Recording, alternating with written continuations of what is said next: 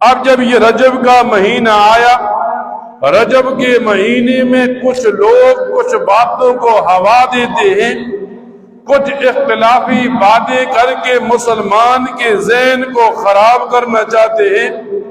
حضرت امیر معاویہ وہ صحابی ہیں جنہیں غیر بھی نہیں بخشتا، جنہیں اپنے بھی نہیں چھوڑتے۔ حضرت امیر معاویہ وہ صحابی ہیں جنہیں کافر بھی نہیں چھوڑتا، جسے مسلمان بھی نہیں بخشتے۔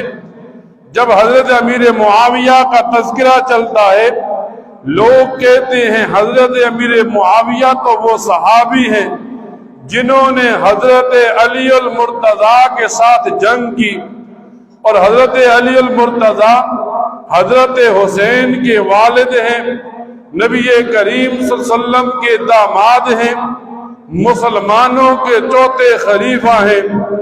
اب سوال کرنے والا سوال اٹھاتا ہے، جب حضرت امیر معاویہ حضرت علی المرتضیٰ کے ساتھ جنگ کرتے ہیں، سوال یہ پیدا ہوتا ہے ان دونوں میں سے ایک حق پر ہوگا، ایک جھوٹ پر ہوگا، ان دونوں میں سے ایک صحیح ہوگا، ایک غلط ہوگا، ان میں سے ایک سچا ہوگا، ایک جھوٹا ہوگا۔ مسلمان کے ذہن میں یہ تشویش ڈال دی، مسلمان بھی سوچنے لگا، پھر سادے مسلمان کا ایمان بھی ڈولنے لگا کہ اگر میں علی کو برا کہتا ہوں، امیر معاویہ کو اچھا کہوں گا، حضرت امیر معاویہ کو اچھا کہتا ہوں، علی المرتضیٰ کو برا کہوں گا۔ سوال کرنے والے نے سوال کر کے چھوڑ دیا، مسلمان کے ذہن میں تشویش آ گئی، تو اس مسلمان نے قرآن اٹھایا، قرآن میں دلیل موجود تھی، دو آدمی لڑیں گے، دونوں آدمی حق پر ہوں گے۔ قرآن کریم میں تذکرہ آتا ہے فرعون کا، موسیٰ علیہ السلام کا تذکرہ آتا ہے۔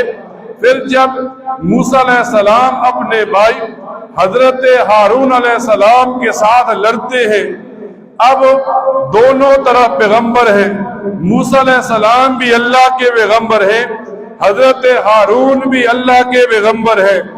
اب اس آدمی سے پوچھا جائے گا، بتا موسیٰ علیہ السلام غلط تھے، بتا ان کے بھائی ہارون غلط تھے۔ موسیٰ علیہ السلام کو غلط کہے گا تب بھی کافر قرار دیا جائے گا، اگر حضرت ہارون کو غلط کہے گا تب بھی کافر قرار دیا جائے گا۔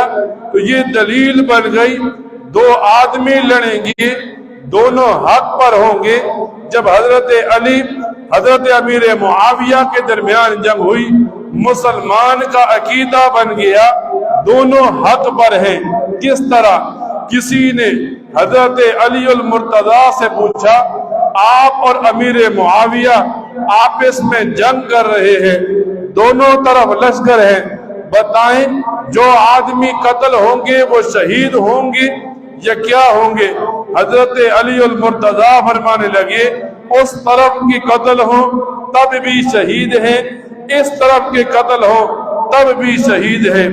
پھر سوال پوچھنے والا سوال پوچھتا ہے، جب دو لشکر لڑتے ہیں، ایک جیت جاتا ہے ایک بھاگ جاتا ہے، مثال کے طور پر آپ جیت جائیں، وہ ہار جائیں، وہ بھاگ جائیں، ان کا جو مال ہوتا ہے بھاگنے والے لشکر کا مال جیتنے والوں کے لیے ہوتا ہے، جسے مال غنیمت کہتے ہیں۔